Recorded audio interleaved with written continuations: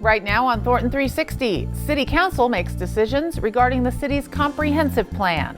A local man thanks Thornton Fire for their life-saving efforts. And Thornton water customers achieve a major water conservation milestone. Thornton 360 starts right now.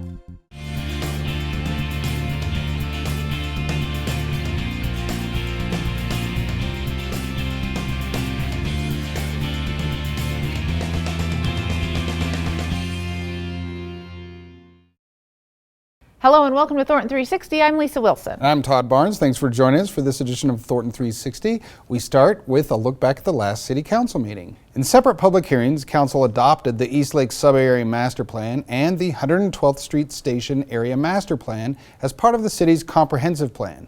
These plans will be guiding documents as these areas are developed along with the RTD commuter rail line coming to that area. With City Manager Jack Etheridge's retirement approaching on March 20th, Council appointed Deputy City Manager Jeff Coder as acting City Manager until Council makes a permanent hire for the position. The search process is expected to take several months. I know there's been discussions not only among that committee but also with the full council. My understanding is that has resulted in a recommendation for Deputy City Manager Jeff Coder to be the acting city manager for the city of Thornton up until time that a permanent city manager is hired. Council also recognized Thornton's Employee and Team of the Year. I'm very proud to announce that it's not La La Land, that the 2016 Team of the Year for Management Services is the FEMA Category B Flood Team. This team worked very closely to gather, document, and obtain Federal Emergency Management Agency reimbursement for emergency repairs from the 2015 flood damages at Thornton's West Cooley Reservoir. Their diligent work to comply with the complicated FEMA protocols meant that they were able to recover the maximum amount allowed by statute, which was 75% of the documented damage, well over $300,000. And the 2016 Employee Year from Management Services is Ms. Monica Heimbecker. Monica brings both leadership and dedication to all aspects of her work.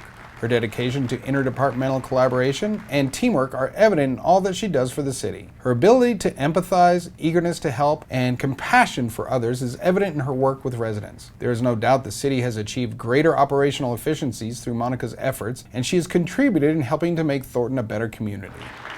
Well, I'm very honored. I've been with the city as long as Jack. In fact, I started with Jack, and I've worked with so many marvelous people throughout the years. And I know some of the people that I've worked with are starting to retire, and I'm going to miss them all very greatly. Charlie being one, and then Jack being another. I've got so many wonderful co-workers. Cindy Steele is up there, and the finance director, Maria Ostrom. I can't say enough for the group of people that I work with. Thank you all for everything. From my standpoint, one of the best things about working in local government is, first, the best thing is serving your community and seeing your community evolve. And right there with it is seeing people who work for the community, that take so much pride in the community and work hard to make the community better. And it's really a rewarding thing to see happening in a community. To see the entire City Council meeting, tune to Xfinity Channel 8 or visit cityofthornton.tv. Thornton water customers achieved a major water conservation milestone recently, reducing residential water use by 20%. The city has had a water conservation plan that we adopted in 2009, and part of that plan was a big goal of achieving a 20% water savings in our residential customer class. And with our 2016 usage, we have achieved that water savings. We're not done yet. The city this year is developing a brand new water conservation plan. We'll set all new benchmarks. We'll come up with additional programs in addition to including our current programs to help our customers get to that new benchmark. It's important for everybody in Colorado to save water. We live in a semi-arid climate, which means we simply don't have enough water to meet everybody's uses all the time. Every year it's important for us to use that water wisely because we have no idea what the next year is going to look like. What we have here is our current marketing program, which is encouraging our customers to save water for the fun stuff, to make sure that they're being thoughtful about the way that they're using water.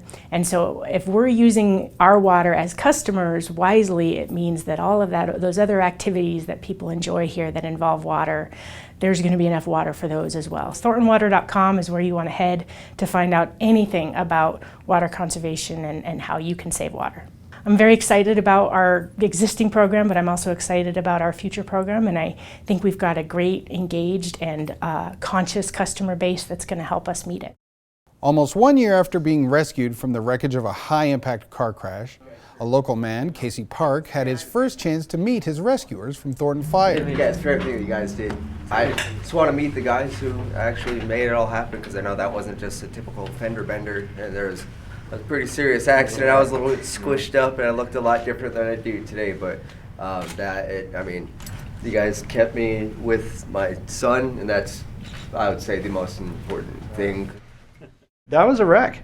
I'm amazed you're in one piece. And I mean, that's when I say it was out of our hands. I mean, we did what we do, but I mean, you're packaged. The impact of the crash was so forceful, Park, who was wearing a seatbelt, was pushed from the driver's seat into the passenger seat and was trapped inside his car. Thornton fire crews and medical crews extricated him and provided medical care on the way to the hospital. During his visit, he was able to see the tools Thornton Fire used to save his life.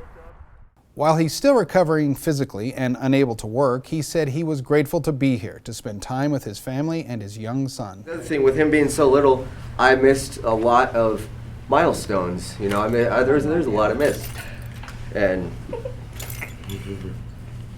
it was, I lost a lot.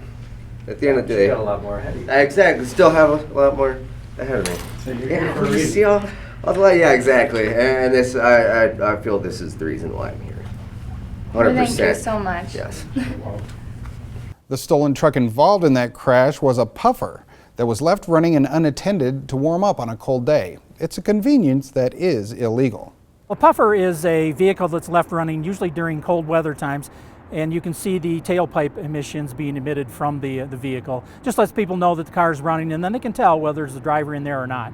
In the state of Colorado, it is against the law to leave your vehicle running unattended with the keys in the ignition.